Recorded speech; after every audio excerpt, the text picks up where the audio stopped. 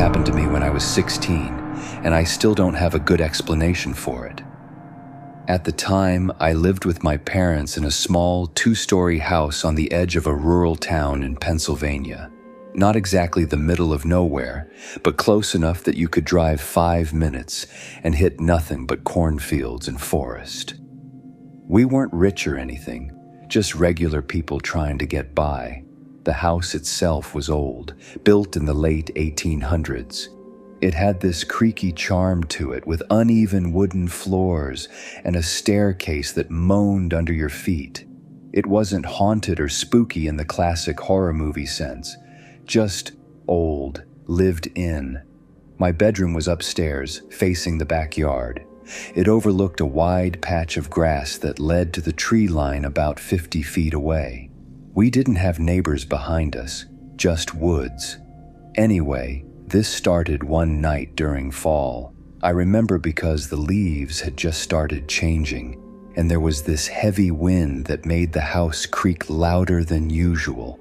I was lying in bed around midnight, scrolling through my phone with one earbud in. My parents had gone to bed hours ago.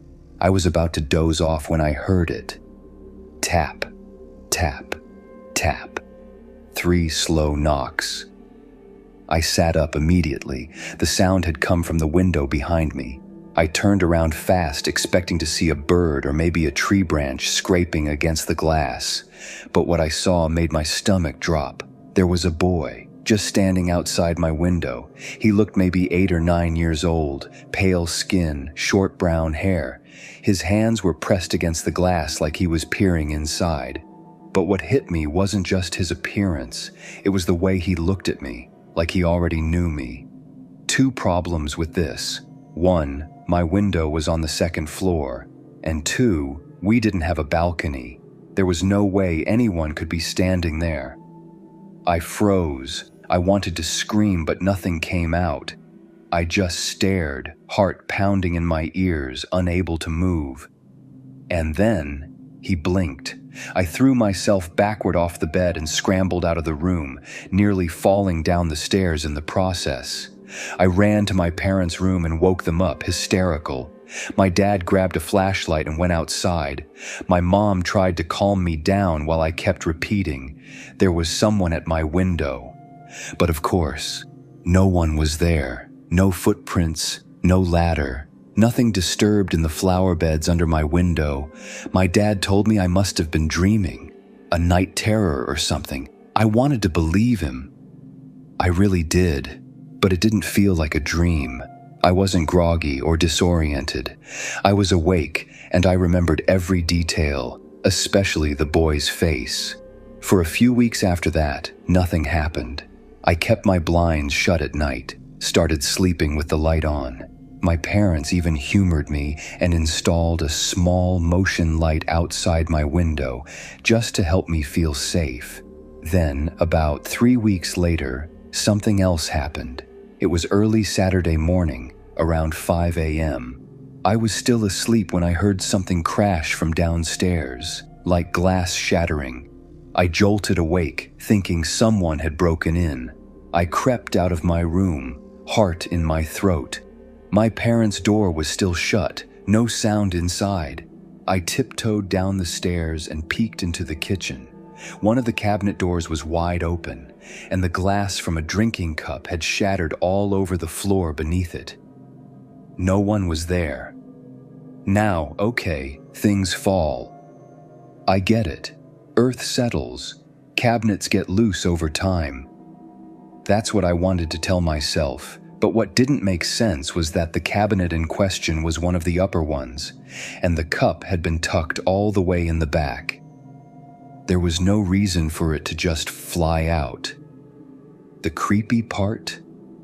When I cleaned it up later, I noticed something odd on the glass. A small handprint. Too small to be mine, too small to be either of my parents. It was greasy, like someone with sweaty fingers had grabbed it before throwing it. That same night, I had the worst nightmare of my life. In the dream, I was back in my bed. The room was completely dark except for a dim glow coming from the window. I turned around, and the boy was there again, but this time he was inside, standing at the foot of my bed, watching me. He didn't move, didn't speak. Then, in a voice I still hear sometimes, he whispered, "Why did you leave me outside?" I woke up drenched in sweat, and my bed sheets had been pulled halfway across the room like I'd thrashed hard in my sleep. My lamp was knocked over, and my closet door, which I always kept shut, was wide open. I didn't sleep for the rest of the night. The last thing that happened was about a month later. We were finally getting the house winterized. My dad was sealing up cracks in the basement walls, and we had an old chimney that hadn't been used in years. My dad decided to check the crawl space behind the chimney flue, just to make sure there weren't mice or anything before sealing it off. And that's when he found something, a shoe. Just one. Small, dusty, worn leather, like the kind kids wore in the 1950s. Inside the shoe was a marble, blue, glassy, perfect. He called me into the room and showed it to me, joking like it was a little buried treasure. But the second I saw the shoe, my heart dropped, because it was the same blue as the shirt the boy was wearing the night he appeared in my window. I didn't say anything. I just backed away, made some excuse, and locked myself in the bathroom. We never found any more shoes, no bones, no names, no records of any kids who'd gone missing from that property. Just that one little shoe, hidden away in a crawl space no one had touched in years. That was 2 years ago. I've moved since then, off to college now, but sometimes, when I wake up in the middle of the night, I still expect to see that pale little face watching me through the glass. I haven't. Not yet. But sometimes, I think I hear something. A soft tap, tap, tap at the window, and I never look. This happened back in 2014 when I was working night shifts as a janitor at a small private hospital in New Jersey. It wasn't anything fancy, more like a long-term care facility for elderly patients who needed around-the-clock monitoring. I had just turned 29 and needed something steady after losing my job in construction. The hours weren't ideal, but it paid better than retail, and the overnight shifts were usually quiet. I worked in a team of 3. There was Marcus, who handled maintenance, and Louisa, who cleaned the surgical floor. I mostly took care of the south wing, which included patient rooms, storage closets, and the old administrative offices no one used anymore. That south wing was always cold. Even in the summer, the air felt denser back there. I used to joke it was haunted just to mess with Louisa, but after what happened, I don't really make those jokes anymore. It started on a Thursday night around 2 a.m. I was mopping the hallway near room 217 when I noticed the light was on. That wasn't unusual on its own. Some of the nurses did late checks, but what caught my attention was the sound. Soft humming. It was faint, but definitely coming from inside the room. Now this part is important. Room 217 had been empty for over 2 months. The last patient who stayed there had passed away, and they hadn't filled the bed since. I knew that because I cleaned it weekly, dusting, mopping, sometimes just standing in there while I let the floor air dry. The lights were always off, always locked. But now the door was slightly open, and someone inside was humming a lullaby.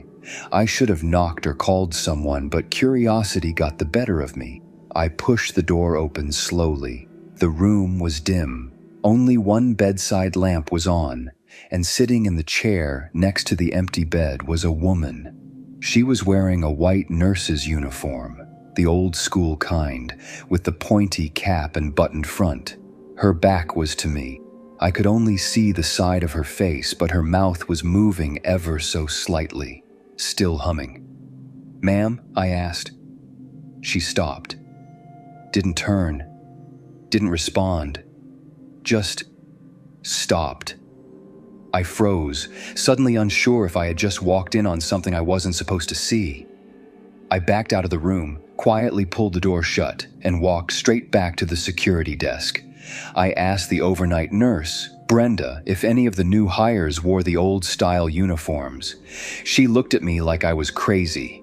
"Nobody wears those anymore," she said. "Why?" I told her I thought I saw someone in one of the patient rooms, and she immediately got serious. Together, we went back to 217, but it was empty. Lights off, door locked.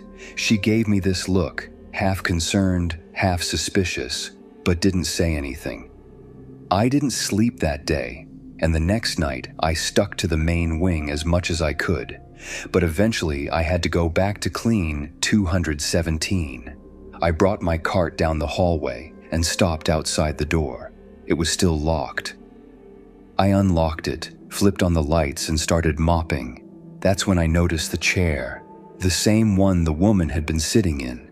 It was turned slightly, facing the bed instead of the wall where it normally sat flush, like someone had been sitting there again.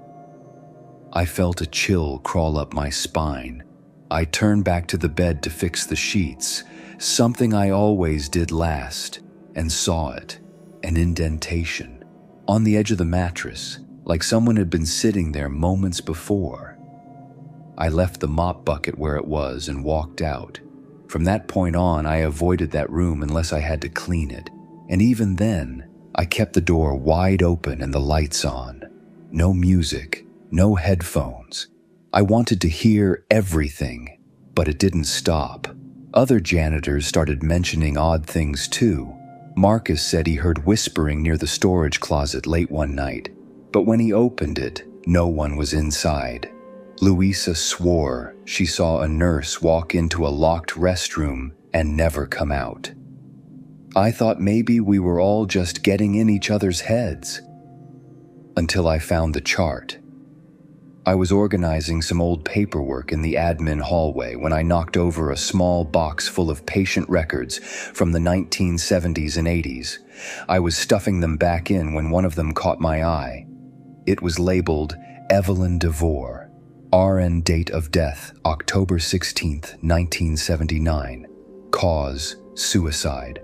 Location, room 217. I stared at the paper for a long time. There was a note at the bottom, written in pen, slightly smudged with age. It said, found by night staff. Chair pulled beside patient bed, uniform intact, lights off, no signs of struggle. I must have read it 10 times. I didn't take the chart, I'm not stupid. But I memorized the name and looked it up later at home. She had worked at that hospital for 12 years, respected, quiet, lived alone. Rumors said she had developed an attachment to one of her long-term patients, an elderly man with dementia. He died unexpectedly. She was found the next night having overdosed in his empty room. Room 217. I never told anyone else at work what I found. But I started leaving the light on in that room 24/7. Even after I left the job the following year, I still think about her, Evelyn, and I wonder if she's still there, sitting quietly in that chair, humming lullabies to patients that are no longer alive. Sometimes I wonder if she ever noticed I was there. Sometimes I wonder if she wanted me to.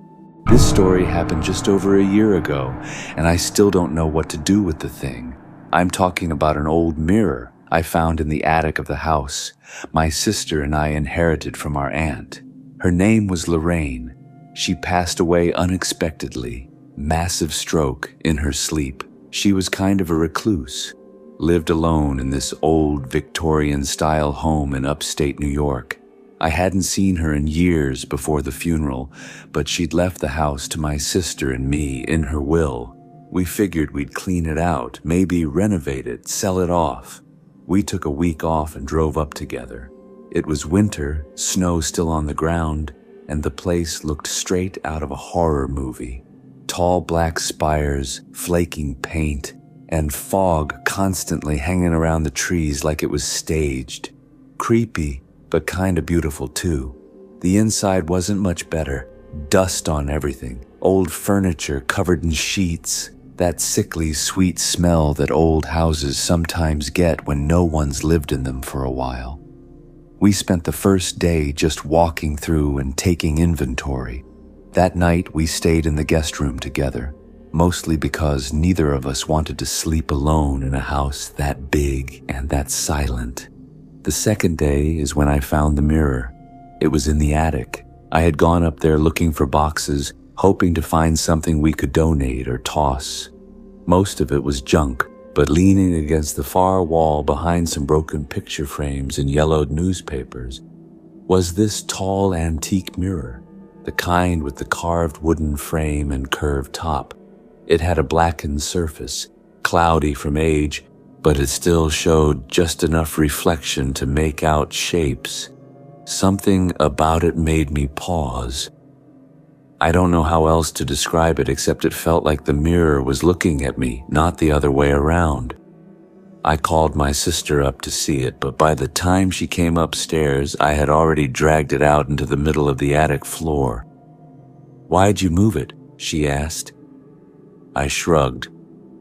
"I don't know. I just wanted to see it better." We joked that it looked cursed and called it the Dracula glass. We even took a dumb selfie in it, but in the photo, our reflections looked wrong, blurry, off-center, like we weren't standing exactly where we thought we were.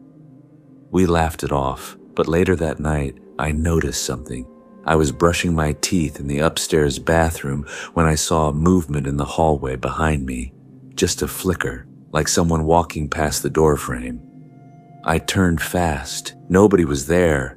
I figured it was my sister, but when I called out to her, she responded from downstairs. I tried to ignore it. It's an old house, right? Shadows play tricks, but it kept happening. Every time I looked into a mirror or a window, I'd see these quick little movements, always behind me, never full on, just suggestions. The third night was when things got serious. I was sleeping in the master bedroom. My sister had moved down to the guest room because she said she felt weird energy upstairs. I brushed her off at first, but when I woke up that night, I knew what she meant. It was freezing, not just cold, wrongly cold. I could see my breath even with the heater on, and the mirror. I had moved it to the corner of the bedroom earlier that day, thinking it would look cool once the place was cleaned up. But now, it felt like it was radiating cold, like the air around it was thicker. That's when I saw it. There was a figure in the mirror. It wasn't me. It was a woman standing where I should have been, facing me. Her face was just barely visible, gray skin, sunken eyes, and no mouth. Just smooth skin where her mouth should have been. I blinked, heart hammering. She didn't move, but then the mirror flickered like a ripple in water, and she was gone. I ran downstairs and stayed up all night with the TV on, trying to rationalize what I'd seen. Maybe it was a dream. Maybe I was just exhausted, but deep down, I knew it wasn't. The next morning, my sister asked me if I'd heard anything strange in the night. I asked what she meant. She said around 3:30 a.m., she thought she heard someone talking upstairs. A woman's voice. I told her I'd been up since 2 a.m. and hadn't said a word. That's when she got serious. She said she didn't just hear it once, it was for almost 10 minutes. Soft whispering, almost like a conversation, but only one voice. I knew then that it had to be the mirror. It wasn't just old, it was wrong. We both agreed to get rid of it. We didn't care if it was worth money or antique or whatever. We just wanted it gone. But when we tried to carry it down the attic steps, the base snapped clean off, like it had rotted through overnight, and the glass cracked, not shattered, just one long spiderweb crack right down the center. We left it there, leaning against the wall again, covered with a blanket. That night was our last in the house. We didn't sleep. Every sound made us jump. But the worst part? Just before dawn, we heard something dragging. Not footsteps. Dragging, like someone was slowly pulling heavy fabric across the attic floor.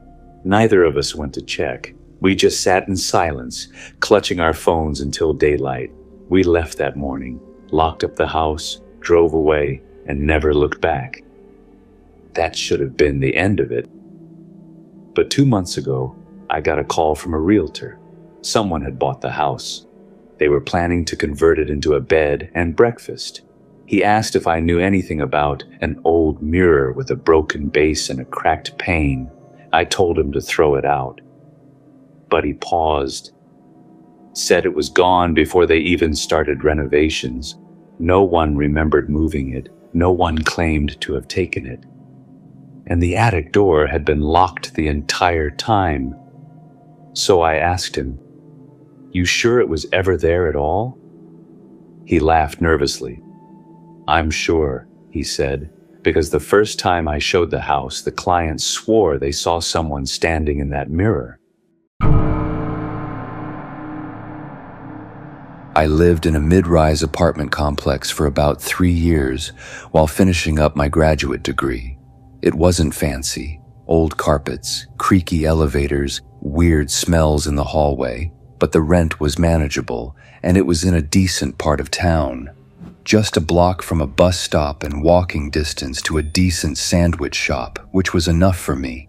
The building was shaped like a square with a courtyard in the center, and I was on the second floor, right above the laundry room. Not the quietest spot, but I got used to the thud of machines spinning at all hours. My unit faced the courtyard, so my windows looked out at other windows, a setup that made it hard to avoid your neighbors. You'd see them smoking on their balconies, arguing with their partners, watching TV late at night. Eventually, you start learning their routines without meaning to. There was this guy in apartment 3B, directly across from mine, 1 floor up. I never knew his name, but I used to call him Sweatpants Guy in my head because that's all he ever wore. Always the same gray ones, even in summer. He was maybe in his early 30s. Pale, skinny, patchy facial hair. I'd see him out on his balcony a lot, smoking, drinking orange Gatorade, sometimes just standing there for long stretches like he was waiting for something. He never waved, never smiled, just watched. I didn't think much of it at first. Some people are just awkward, you know. Not everyone wants to be social. I've been guilty of that too, slipping past neighbors in the hall with my headphones in, avoiding small talk. No big deal. But one night, things shifted. It was about 9:30. I was getting ready for bed, brushing my teeth with the bathroom door open so I could still hear the dumb reality show playing in the background. I walked into the living room to turn the TV off and happened to glance out the window.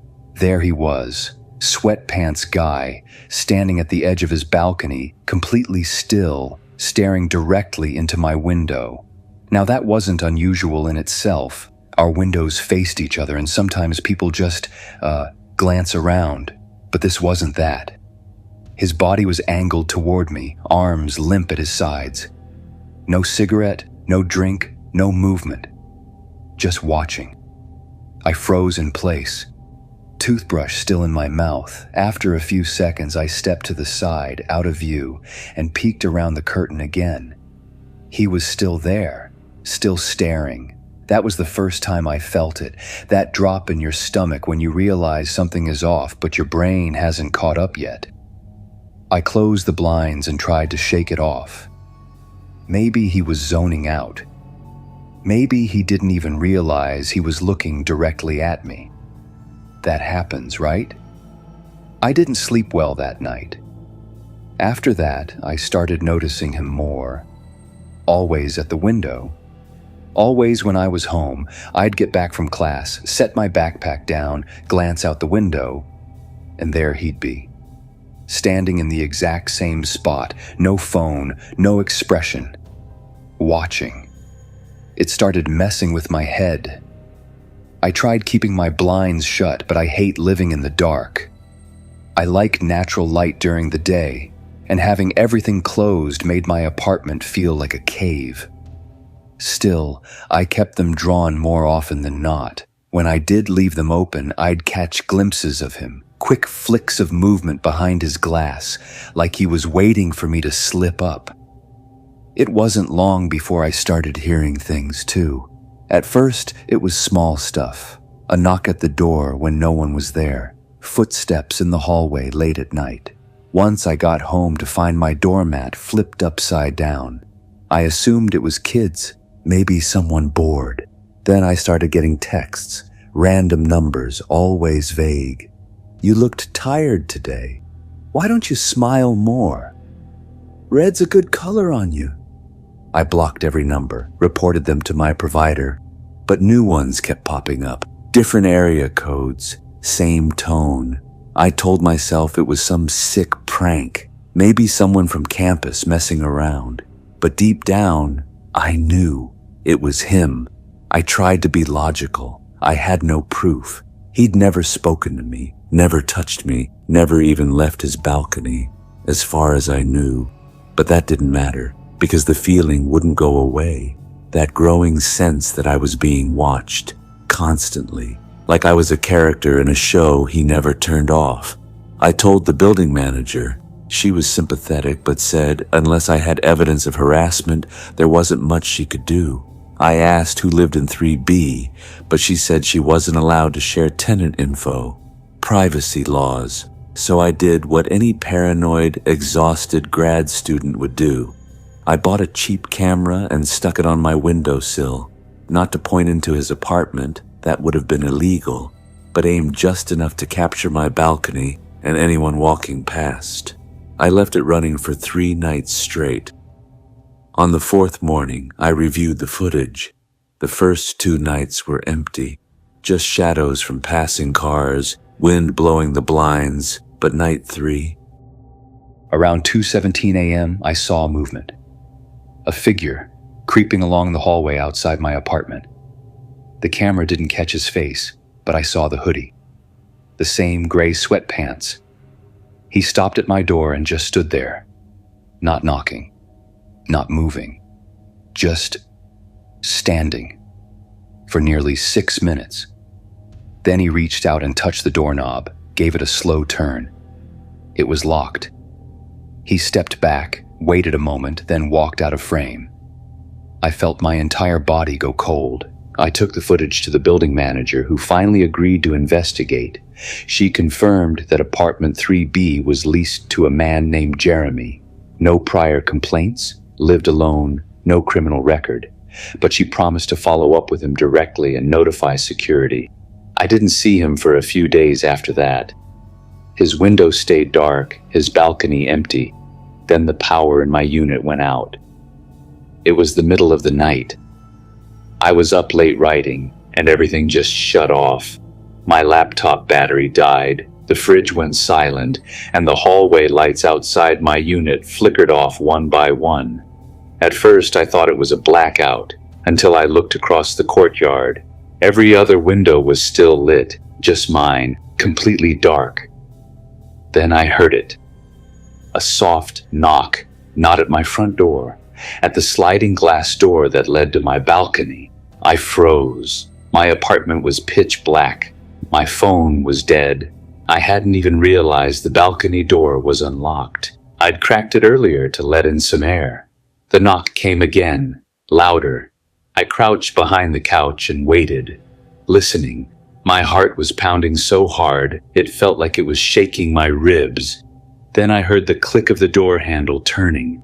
I bolted, ran through the kitchen, grabbed the biggest knife I could find, and ducked into the bathroom, slamming the door and locking it behind me. I stayed there for what felt like hours, listening, waiting. I never heard footsteps, never heard the door open. Just silence. Eventually, the power came back on with a loud hum. I stepped out, shaking, knife still in hand. The balcony door was locked from the inside, which didn't make sense unless he'd already been in. I didn't sleep at all that night. The next morning, I packed up and moved in with a classmate across town. I didn't even give notice. Just left, let the lease lapse, and ghosted the building. A week later, I got one final text from another unknown number. "You were prettier when you weren't scared." I blocked it. Changed my number the next day. It's been 2 years. I'm in a new city now, different building, higher floor. I keep my blinds closed at night. I check my locks twice before bed. I don't talk to my neighbors, and I never look across the courtyard.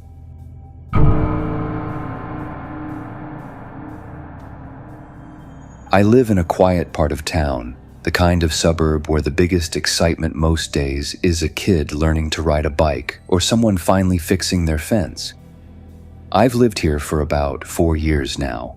I work from home, freelance tech support, and live with my dog Harper, a 5-year-old black lab who basically runs my life. Every morning, like clockwork, I'd take Harper to the dog park at the edge of the neighborhood. It wasn't anything special, just a fenced-in field with 2 benches and a couple of poop bag dispensers. But it was routine, comforting even.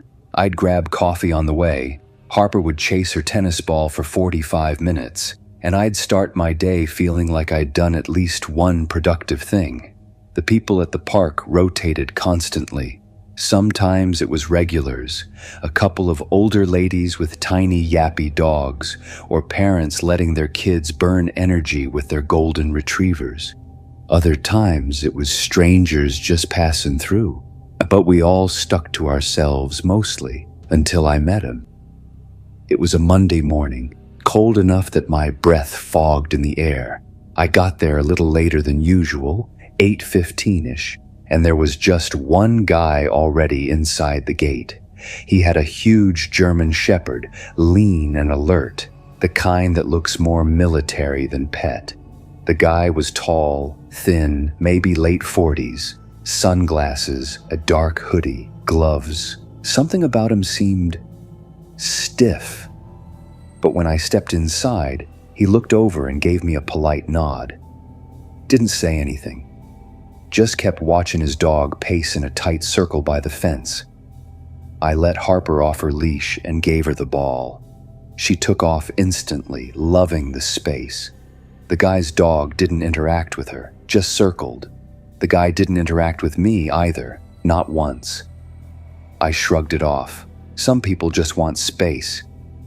No big deal. The next day, he was there again. Same time, same clothes, same silent nod. And the day after that, and the next. Always standing in the same corner. Dog never played, just paced, never even barked. Just kept its eyes on Harper like it was tracking her. By the 5th day, I was a little weirded out. I tried making small talk, asked what his dog's name was. He didn't answer at first, just turned his head slightly and said, "Ace." No smile, no return question, just that. I let it go, but I stopped staying as long at the park. The following Monday, I tried switching it up, went earlier than usual. Park was empty. I tossed the ball with Harper for a solid 20 minutes, enjoying the rare peace. Then I saw him. He was outside the gate, standing by the trees. Just watching, no dog with him this time, just him. We made eye contact, and I swear he didn't blink. He didn't come in. Just stood there until Harper and I left. That night, I couldn't shake it. I told myself it was nothing. Coincidence. Maybe he lived nearby. Maybe I was reading into it too much, but then I started seeing him other places. At the grocery store, 3 aisles over, not shopping, just walking.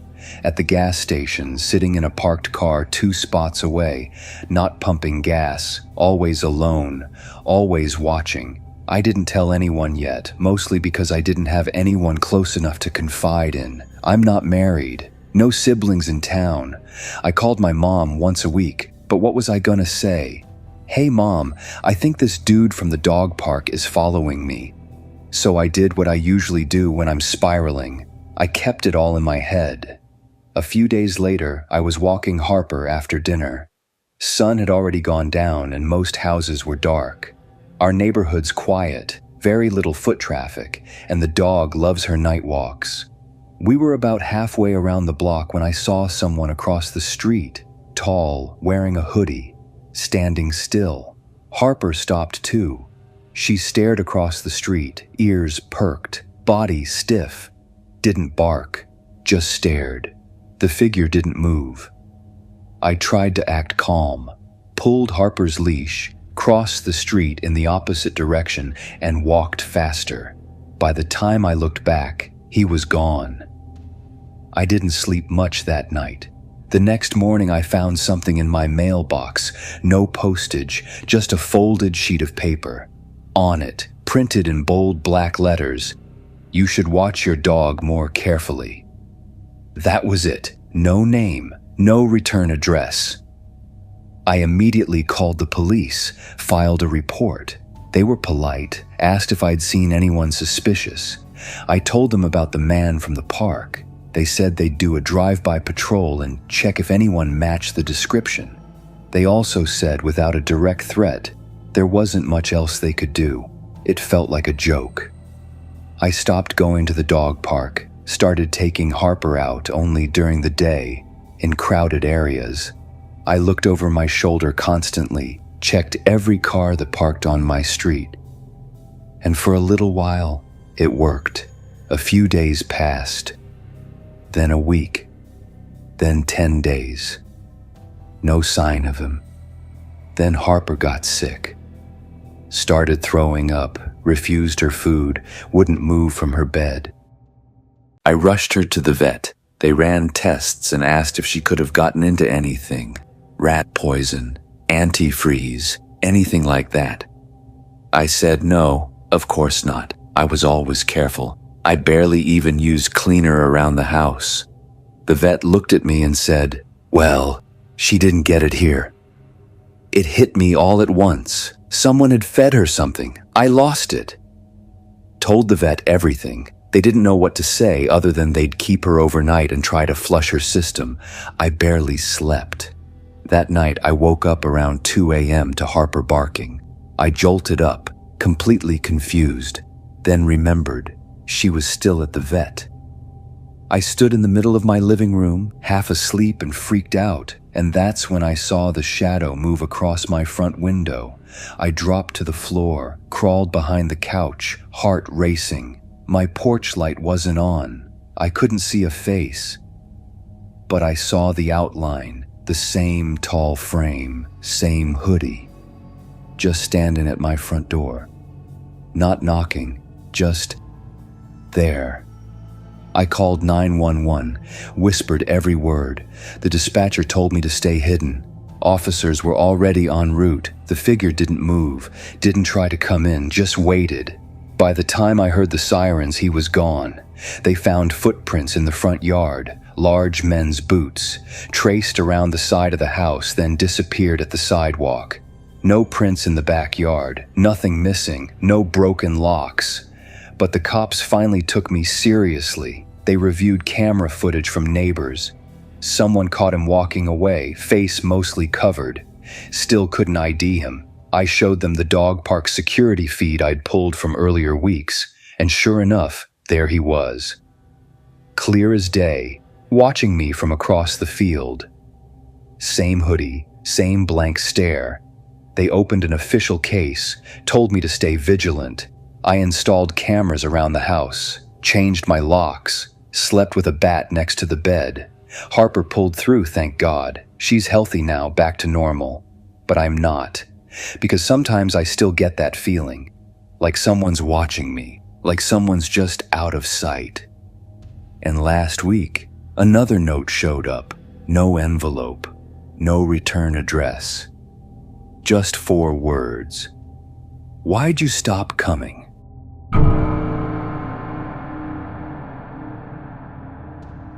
I used to live in a basement apartment during my senior year of college.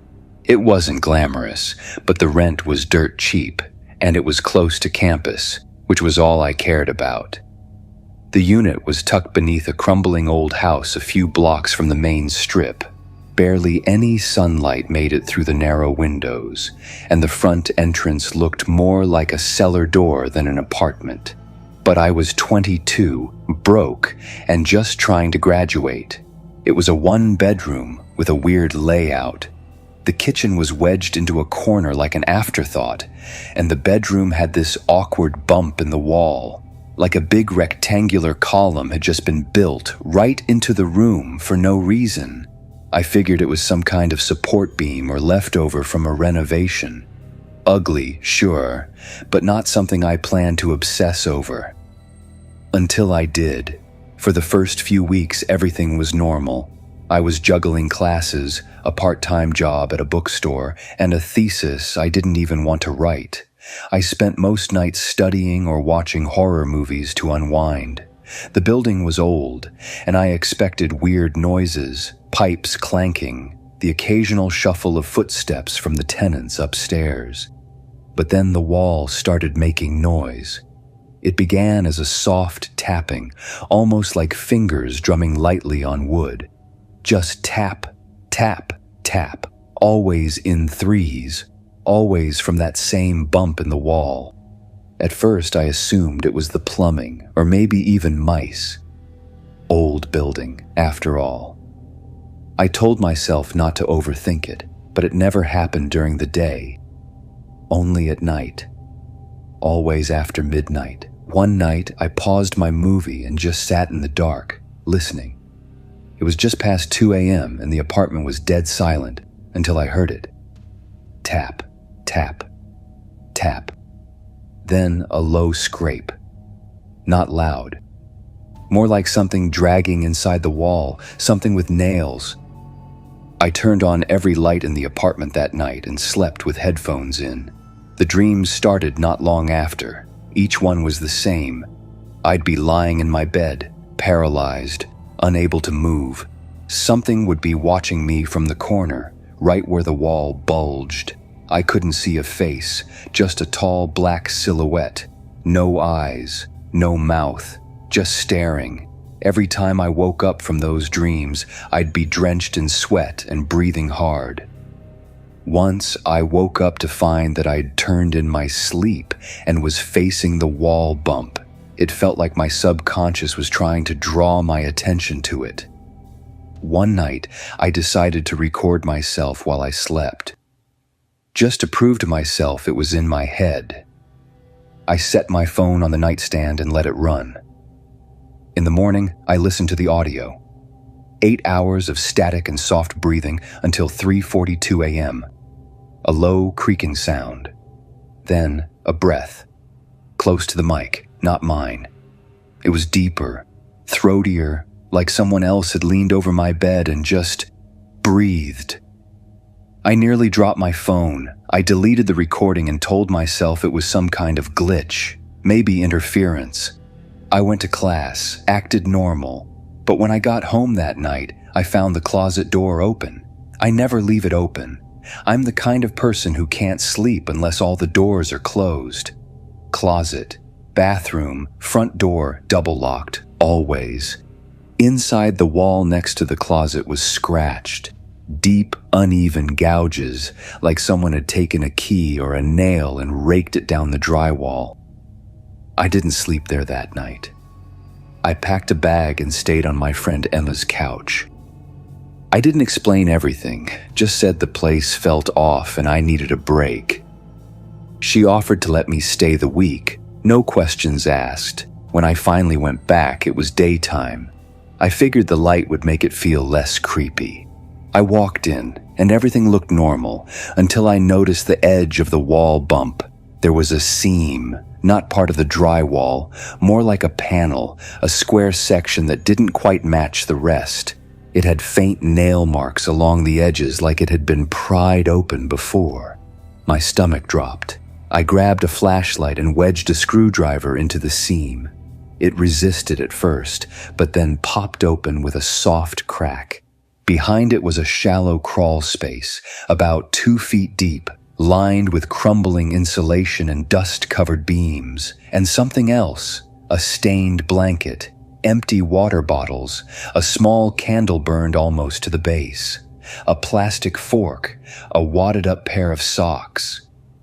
Someone had been living inside my wall. I stood there, flashlight trembling in my hand, unable to process what I was seeing. Then I saw the scratches on the inside of the panel, deep ones, more desperate, like someone had clawed at it from inside. I slammed the panel shut, backed out of the room, and left again. This time, I went to the police. They sent an officer and a detective. I showed them everything, the panel, the space, the items inside. They were polite, but I could tell they didn't think it was serious. Probably thought I was another college kid with too much caffeine and too many horror movies. They bagged the items and told me they'd look into it. I never heard back. I moved out 2 days later, broke the lease, lost my deposit. Didn't care. I just wanted to be somewhere with windows. A month went by. I found a new place on the 3rd floor of a modern building. Bright, clean, quiet. I started sleeping again. Then I got the text. It was from a number I didn't recognize. You shouldn't have opened it. That's all it said. I blocked the number instantly. I didn't tell anyone. What was I supposed to say? That I thought a person had been living in my wall and now they had my number? Weeks passed. No follow-up texts, no sightings. But I stopped sleeping again because sometimes, late at night, when everything's still, I swear I can hear it, just beneath the drywall. Tap, tap, scrape. And when I do, I don't check. I don't move. I just lay still and pretend I'm not there, because I don't know who or what was in that wall.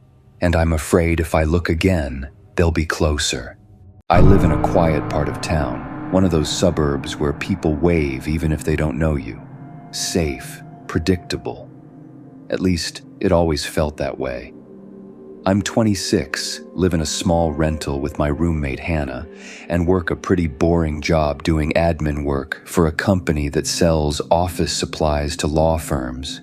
Not exactly glamorous, but it pays enough to keep the lights on and lets me work from home once a week, so I can't complain. The night it started, I'd stayed late at the office to finish some end-of-month stuff.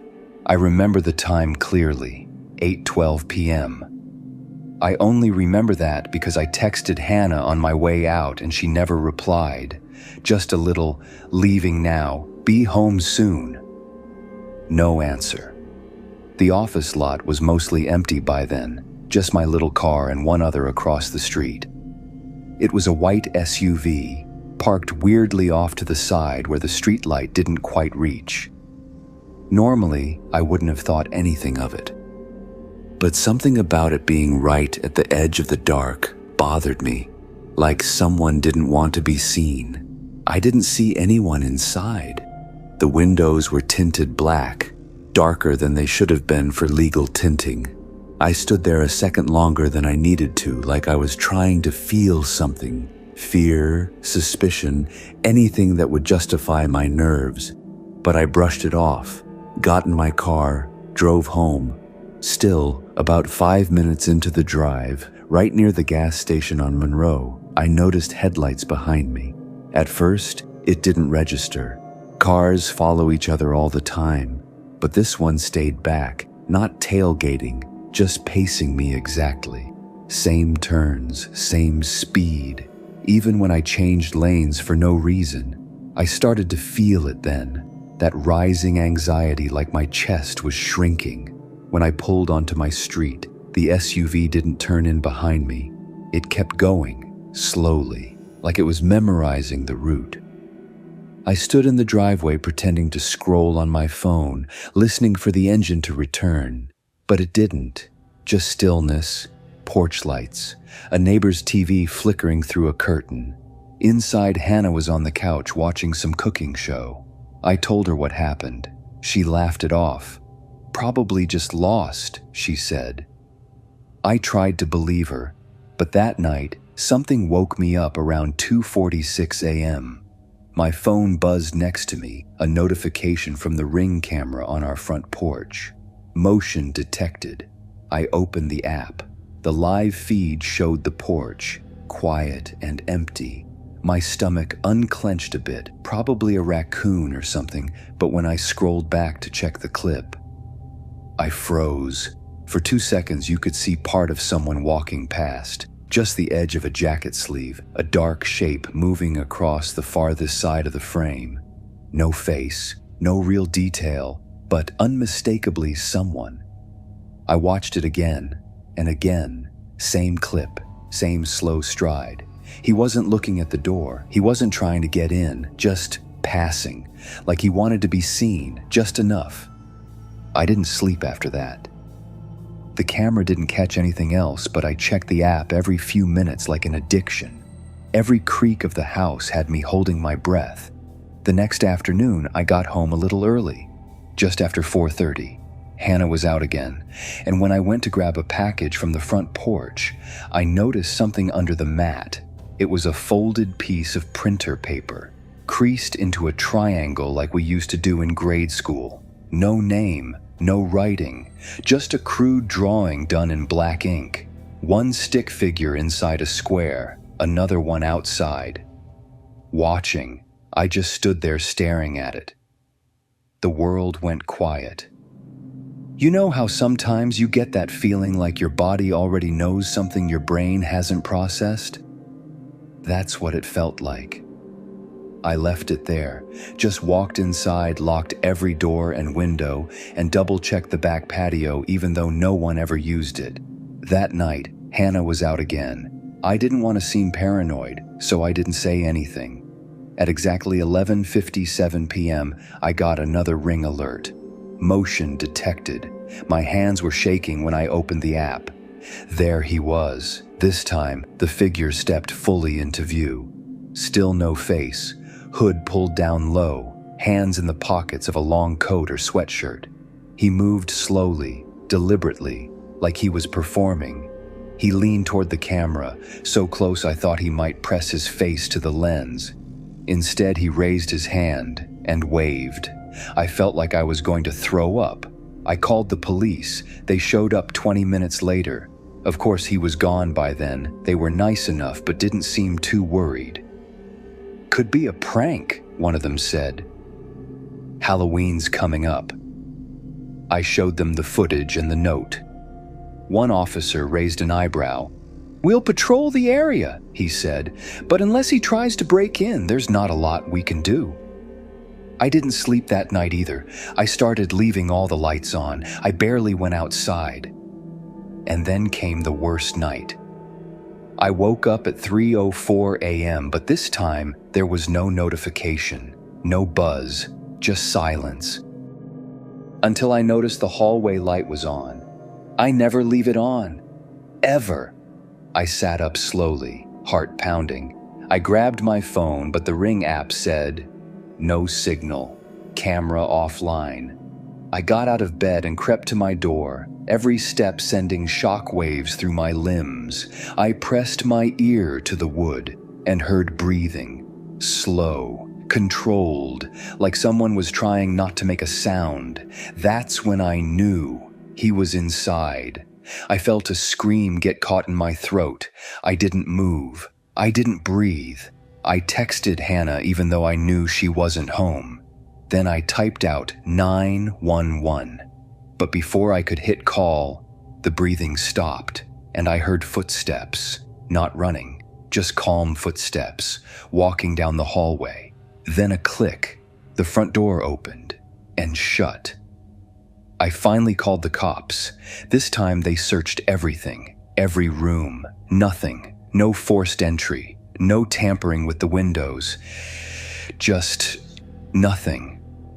But they did notice something. The hallway light switch had been unscrewed slightly, like someone had messed with it just enough to make it flicker before fully turning on. The Ring camera came back online later that morning. All the footage from the night before, gone. I moved out 3 days later, packed up, left the deposit behind and didn't care. The police said there was nothing else to do unless he came back, but he hasn't. At least, not that I know of. Hannah told me a few weeks ago she thought she saw the same SUV again, same street, same weird angle parked just out of view of her new place. She didn't tell me right away because she didn't want to scare me. I don't blame her. But now I sleep with my phone on loud, a baseball bat next to the bed, and every lock double-checked. I still don't know how he got in, or why. And the part that haunts me more than anything, I never saw his face. Not once. Just the sound of his breathing.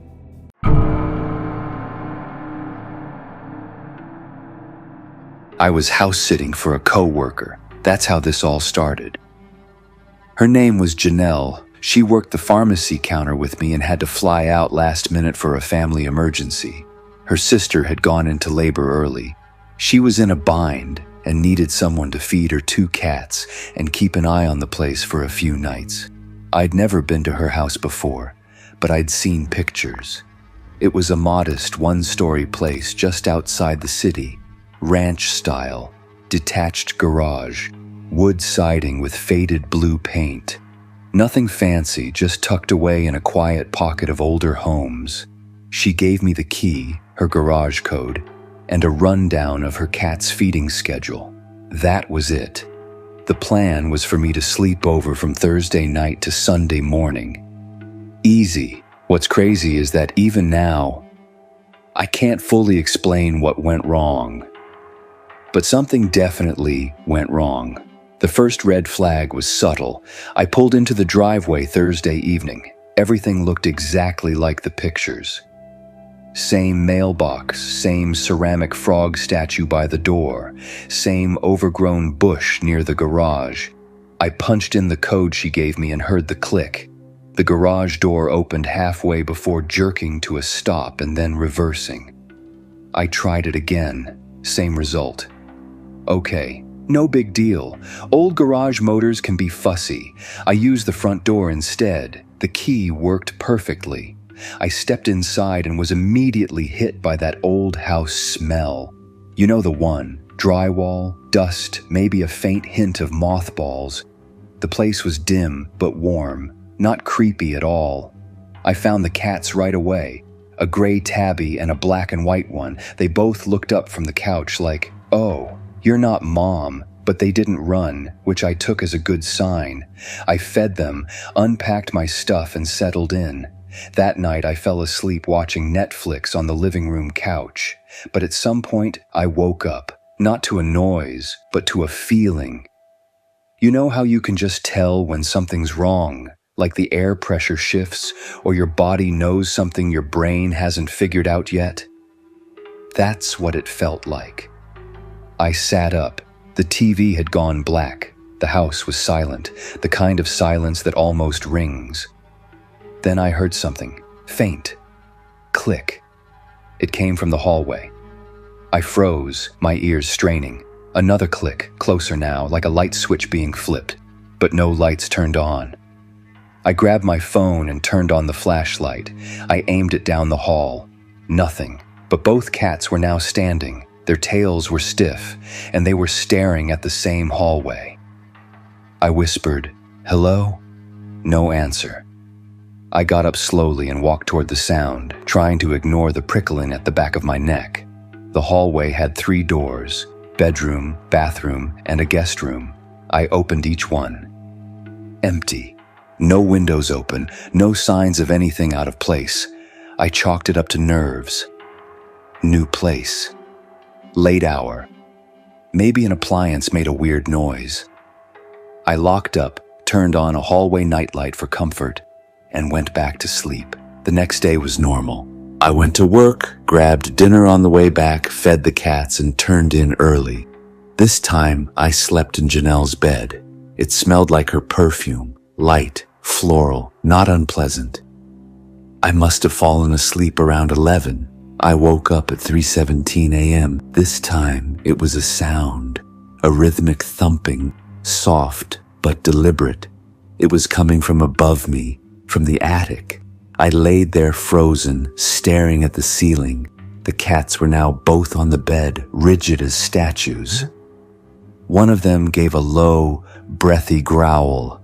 My chest tightened. I didn't even know the house had an attic.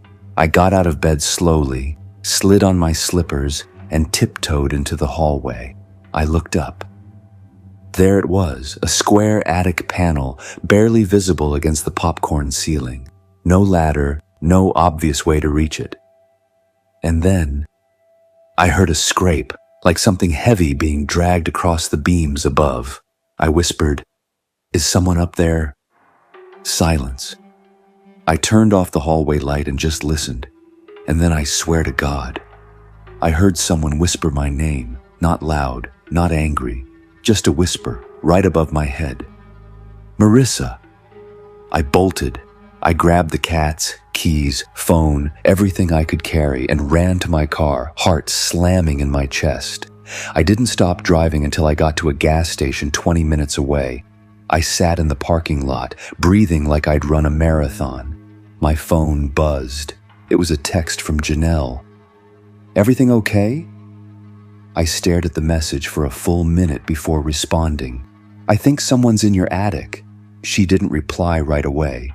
When she did, it made my blood run cold. "What attic?" That's when I started piecing it together. The garage didn't open. The cats were familiar, but not identical to the ones she showed me in the photos. The key worked, but she never said her house had a ceramic frog by the door. I opened Google Maps. I typed in the address she gave me. It was 2 blocks away. I had been in the wrong house. I called the police immediately, told them everything. They met me back at the correct house, Janelle's actual house, and took my statement. I explained that the house I'd been staying in was unlocked, that the key worked, that I'd fed the cats, slept there, even showered. They were understandably confused. So was I. They asked if I was certain no one else had been there. I told them about the attic noises, the whisper, the name. I'll never forget the way the officer looked at me, like he was trying to decide if I was lying or having a breakdown. Then he radioed for backup. They approached the house I'd stayed in, quietly, tactically, and cleared it room by room. It was empty. They opened the attic, also empty.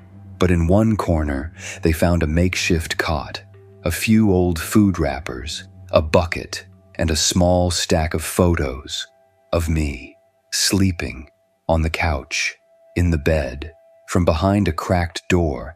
They never found whoever had been up there. The house I'd entered belonged to a man who died 6 months prior. It had been in probate limbo. No one was supposed to be living there. No family, no tenants, no utilities. But someone had been squatting inside and watching me. The police think whoever it was had a copy of the old key. Maybe a former tenant, or someone who used to do maintenance and kept a set, but they couldn't explain why the garage code still worked, or how the key fit the door perfectly, or why they seemed to know my name. Janelle didn't blame me. Honestly, she was mortified. She never thought someone would accidentally walk into a stranger's house using the wrong address.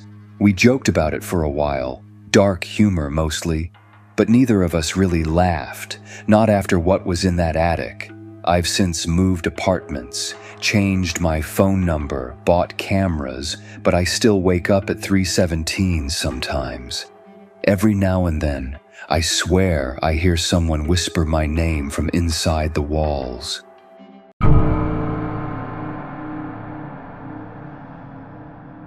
I was 22 when this happened. I just moved back home after college. Couldn't afford rent in the city anymore and figured staying with my dad for a few months wouldn't be the worst thing. He lives in a quiet neighborhood, kind of in between rural and suburban, one of those places where your neighbors wave but you never really talk.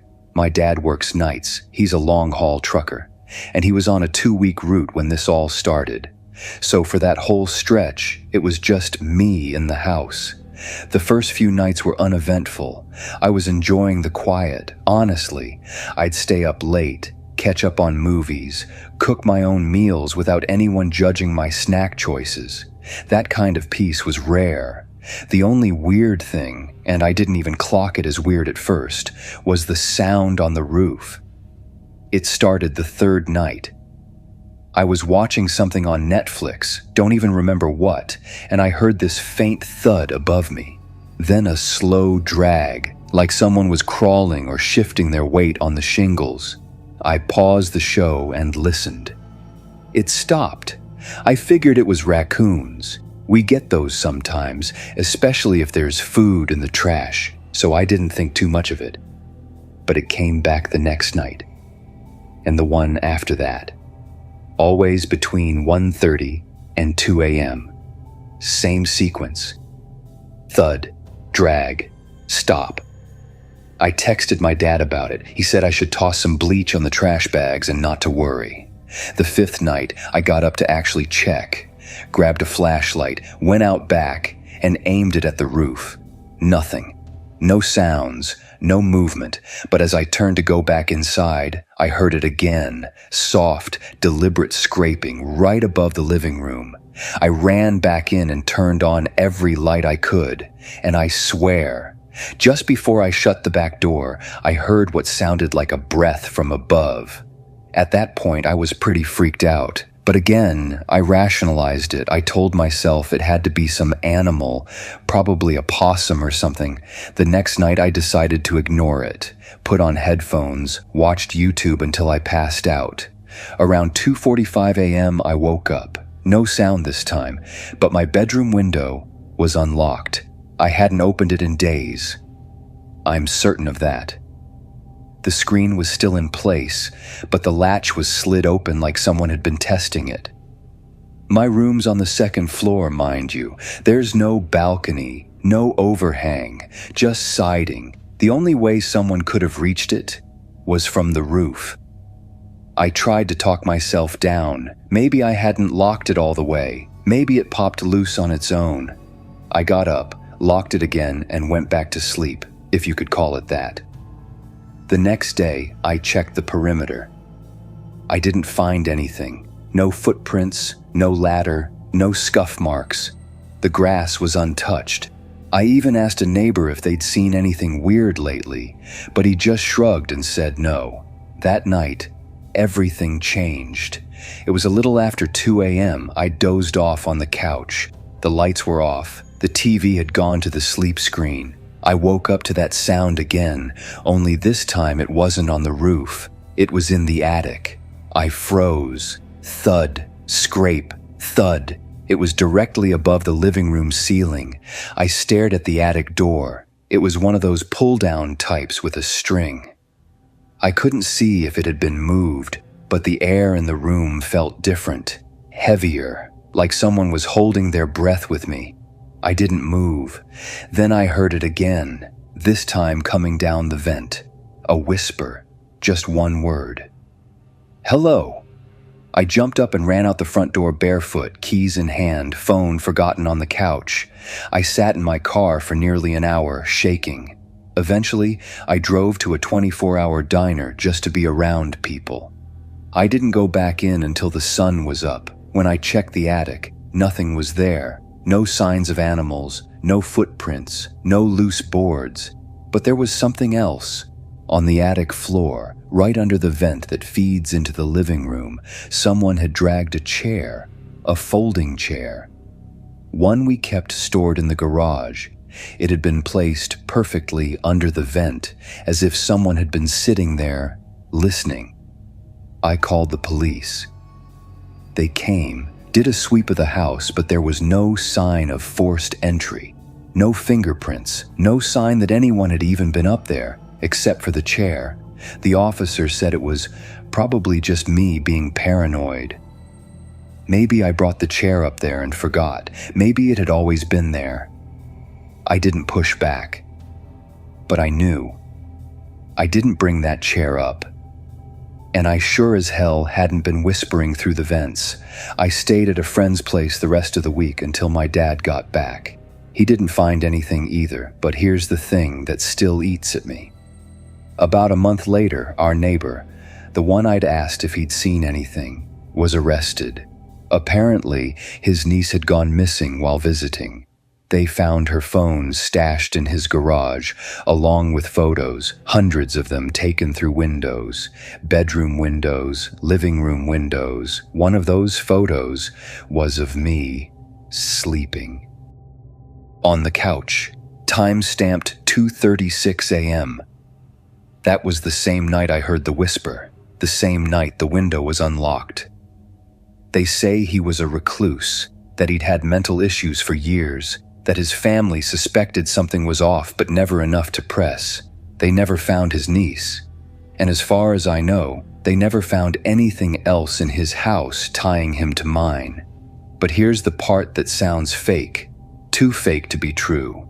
After he was arrested, the roof noises stopped. But every now and then, when the wind's just right, I swear I still hear someone dragging their feet above me. And once, just once, I could have sworn I heard a breath through the vent.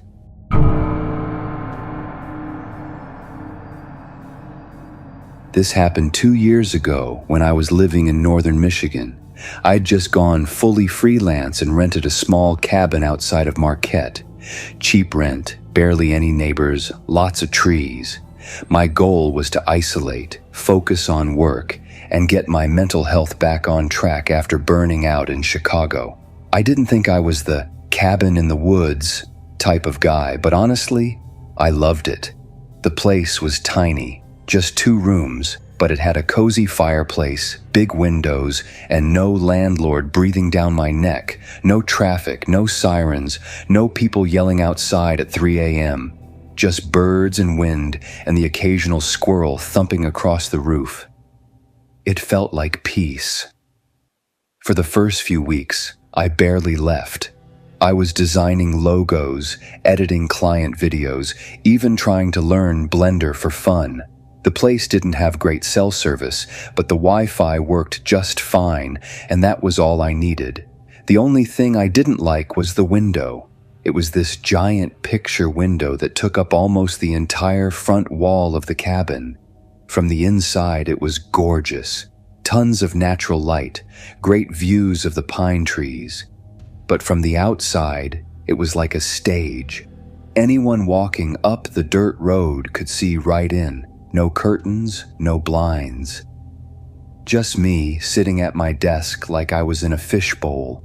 I planned to install a curtain rod eventually, but I kept putting it off. Big mistake. It started with a shadow. I was working late one night, probably close to midnight. The cabin was dead quiet except for the tapping of my keyboard. I'd turned off all the lights except the one on my desk.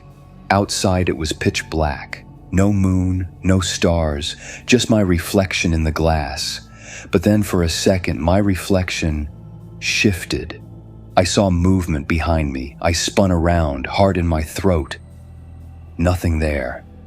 I got up and checked the front door, still locked. Peered out into the trees, nothing but blackness and wind. Probably just my imagination, or maybe the flicker from the desk lamp. I sat back down and tried to ignore the unease curling in my stomach. The next night, the motion light went off. I was brushing my teeth when I saw it flash through the window, bright white light flooding the porch. I froze, toothbrush still in my mouth. Waited. Nothing. I stepped to the window and looked out. The porch was empty. The trees were still. No animals, no person. I told myself it had to be a deer or raccoon, but the sensor was mounted high, human height. It didn't go off again that night. I finally bought blackout curtains the next day, put them up that evening. I slept better than I had in weeks, until 4:11 a.m. That's when I woke up, not to a noise, but a pressure. Like something was hovering inches from my face. I turned over and stared into the dark. Then I saw the curtain move, just slightly, like a breeze had caught the edge, except there was no breeze, and my windows weren't open. I lay there, frozen, staring. The curtain stopped moving. Silence. I told myself it had to be a draft. Maybe the heating vent kicked on, but all night I couldn't shake the feeling that someone had been watching me. The real turning point was the knock. It was a Wednesday. I remember that because I had a Zoom meeting earlier and wore an actual shirt for once. Around 9:30 p.m., there was a knock on the window. Not the door, the window. That huge picture window facing the woods. 3 quick taps. I jumped so hard I nearly knocked over my coffee. I waited. Nothing. Another knock. 3 taps. Even, deliberate, not forceful, but not tentative either. I didn't move. I didn't breathe. I just stared at the curtain, willing myself not to rip it open. And then, silence. No footsteps, no retreat. Just gone. I didn't sleep that night. In the morning, I finally got the courage to check outside. I walked around the porch. Nothing unusual, no footprints in the dirt, no smudges on the glass, but then I saw it. Under the porch, tucked into the space between the floorboards and the foundation, was a Polaroid, face down. I picked it up, heart pounding. It was a photo of me, taken from outside, through the window. I was sitting at my desk, head turned toward the screen. I didn't even remember that moment, but the timestamp in the corner said, 11:53 p.m., 2 nights ago. My mouth went dry. Someone had been out there, watching, taking pictures. I called the police. They showed up, took a look around and asked the usual questions. No cameras, no neighbors nearby, no clear signs of trespassing. They filed a report and told me to keep the place locked up, but I could tell they didn't take it seriously. One of them even said, probably just a prank. A prank? There was nothing funny about it. I set up makeshift security after that. An old webcam pointed at the porch, a door stopper, even a cheap noise alarm from Walmart. Every night I slept with a kitchen knife on the nightstand. And for 2 nights, nothing happened. But on the 3rd night, I woke up again. This time to the sound of breathing. Not loud, not raspy, just breathing. I sat up slowly, heart hammering in my ears. It was coming from behind the curtain. I reached for the knife, not blinking. Then, another sound. Not breathing anymore. Laughter. Software muffled, right outside the glass. I didn't scream. I didn't move. I just sat there, frozen, praying I was dreaming. Then the curtain shifted again, just a ripple. And then, silence. I didn't check the window until sunrise. When I finally pulled the curtain back, there was nothing, except a second Polaroid. This time, it was a photo of me sleeping, taken from the same spot. But this time, there was something else in the picture. A faint, human-shaped reflection in the glass, just outside the frame. I left that day, packed everything I could fit into my car and drove straight back to Chicago. Didn't even tell the landlord. I sent him the keys in the mail and said the cabin was his problem now. I moved into a 3rd-floor apartment in a busy neighborhood. Cameras, alarms, deadbolts. I haven't seen another Polaroid since, but sometimes, late at night, I swear I still hear tapping. 3 quick knocks, coming from the windows. But when I check, there's never anything there, just my own reflection, looking a little more tired every time.